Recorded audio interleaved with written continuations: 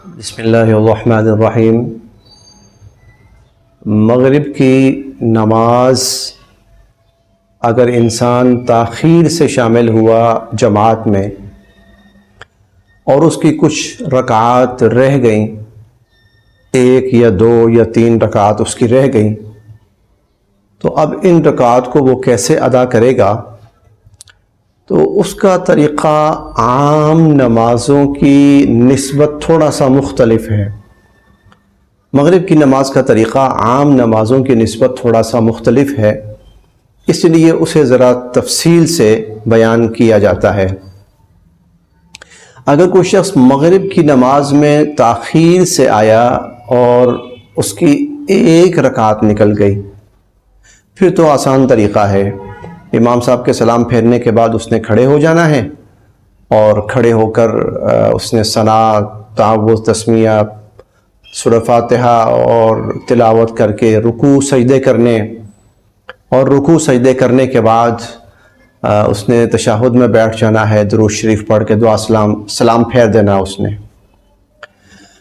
لیکن اگر مغرب کی نماز میں دو رکعات رہ گئی ہیں، مغرب کی نماز میں اگر دو رکعات رہ گئی ہیں،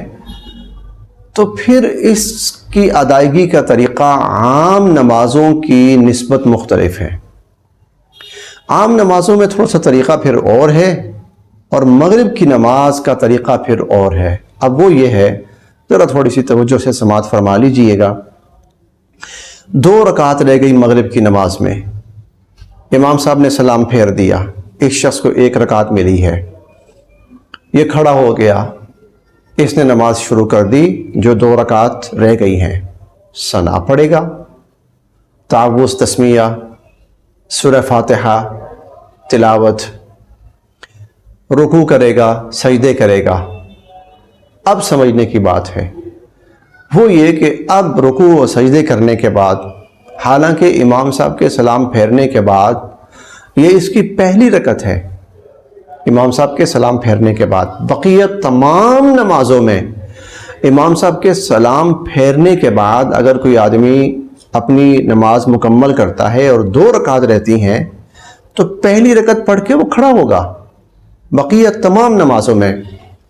لیکن مغرب کی نماز میں وہ پہلی رکعت پڑھ کر کھڑا نہیں ہوگا، بلکہ وہ تشہد میں بیٹھ جائے گا،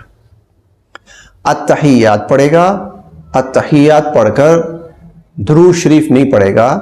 صرف اشہد ان لا الہ الا اللہ اشہد ان محمدً عبدہ ورسولہ یہ پڑھ کر وہ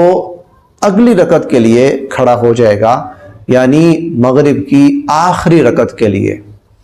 اب یہاں وہ سورہ فاتحہ پڑھے گا، تلاوت کرے گا، رکوع سجدہ کرے گا، اور رکوع سجدہ کرنے کے بعد وہ تشہد میں بیٹھ جائے گا، تشہد، درود شریف، دعا پڑھ کر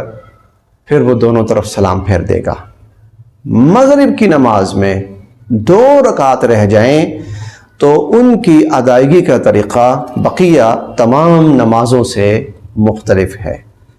اس میں اکثر غلطی ہو جاتی ہے، بہت سے لوگ اس میں غلطی کر جاتے ہیں، اور جس کے نتیجے میں ان کی نماز خراب ہو جاتی ہے، سجدہ سہو لازم ہوتا ہے، اور اگر سجدہ سہو نہ کریں تو نماز ہوتی ہی نہیں ہے، بلکہ اس نماز کو پھر دوبارہ لوٹانا پڑتا ہے۔ اور اگر تین رکعت رہ گئی ہیں اور آخری رکعت میں آدمی اس طرح آیا ہے کہ آخری رکعت بھی نکل گئی، پھر تو آسان سا طریقہ ہے، امام صاحب کے سلام پھیرنے کے بعد وہ کھڑا ہو کر مغرب کی تین رکعت جس طرح ادا کی جاتی ہیں اسی طرح ادا کرے گا۔ اللہ تعالی ہم سب کے لیے عمل کی راہیں آسان فرمائے۔